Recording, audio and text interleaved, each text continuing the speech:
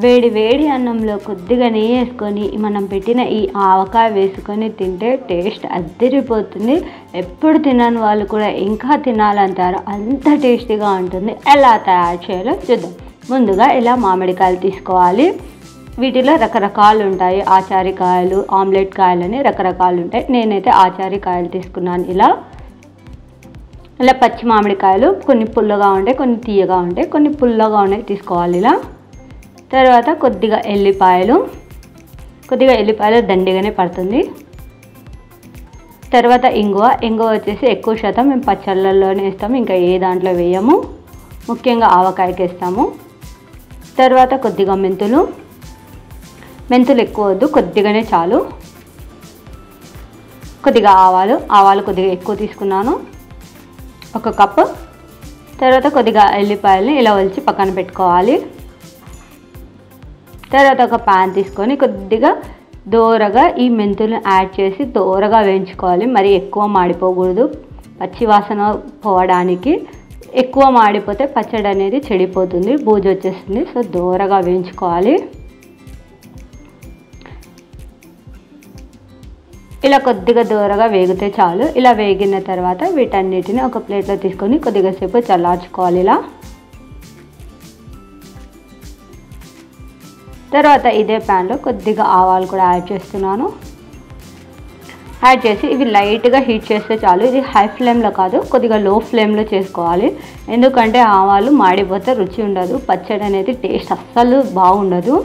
So లైట్గా కొద్దిగా టప్ టప్ అని సౌండ్ వస్తుంది, అప్పుడు దించితే చాలు. ఇలా ఎక్కువ దూరగా అవసరం లేదు, లైట్ హీట్. ఇలా కొద్దిగా దూరగా వేగిన తర్వాత ఇలా వీటిని కూడా కొద్దిగా సేపు ఇలా ప్లేట్లో వేసి చల్లార్చుకోవాలి మొత్తాన్ని. ఇలా తర్వాత ముందుగా వేయించి పెట్టుకున్న ఈ మెంతుల్ని ఇందులో మిక్సీ జార్లో యాడ్ చేసి మెత్తగా గ్రైండ్ చేసుకోవాలి, లేదంటే కొద్దిగా కచ్చాపచ్చ అయినా పర్లేదు. ఇలా గ్రైండ్ చేసుకున్న తర్వాత ఇందులోనే వేయించిన ఆవాలను కూడా యాడ్ చేస్తున్నాను. మొత్తాన్ని చేసి ఇలా మెత్తగా గ్రైండ్ చేసుకోవాలి. పొడి చేసి మొత్తాన్ని ఒక బౌల్లో యాడ్ చేస్తున్నాను.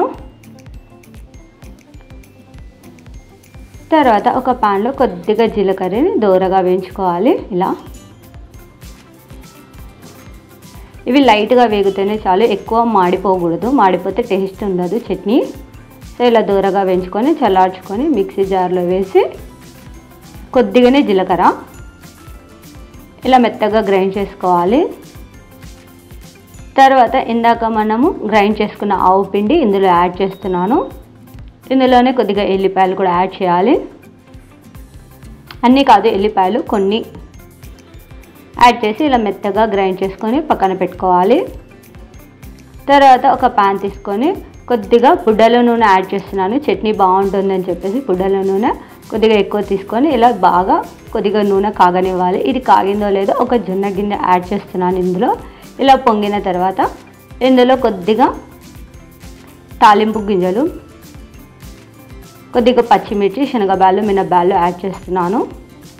యాడ్ చేసి ఇందులో కొద్దిగా పచ్చి కరివేపాకు యాడ్ చేసి కొద్దిగా ఇంగువ కూడా యాడ్ చేస్తున్నాను. ఇంగువ ఎక్కువ వేస్తే పుల్లగా అయిపోతుంది, కొద్దిగా చాలు, లైట్గా వేసి వేయనట్లు కొద్దిగా వేసి పక్కన పెట్టుకోవాలి, చల్లారనివ్వాలి. తర్వాత ఇలా మామిడికాయలని ముక్కలు కట్ చేసుకోవాలి. మనకు నచ్చిన షేప్లో కట్ చేసుకోవచ్చు. వీటిని ఇలా టెక్కెతోనే పెడతాం మేము, అది టెక్కె తీయకూడదు.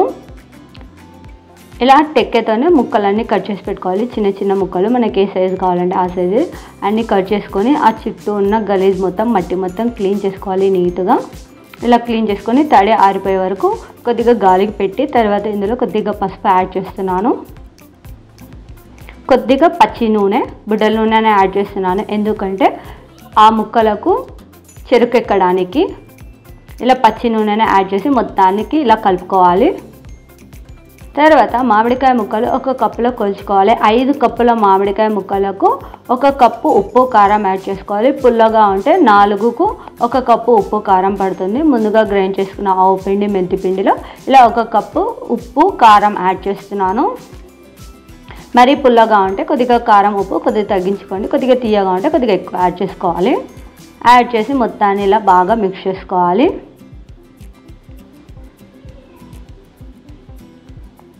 తర్వాత ఇందులో మామిడికాయ ముక్కలు ఇందాక తుడిచిపెట్టుకున్నాం ఆయిల్ వేసినది ఇలా ముక్కలన్నిటిని యాడ్ చేసి మొత్తాన్ని ఇలా ఉప్పు కారంలో ఇలా కలుపుకోవాలి.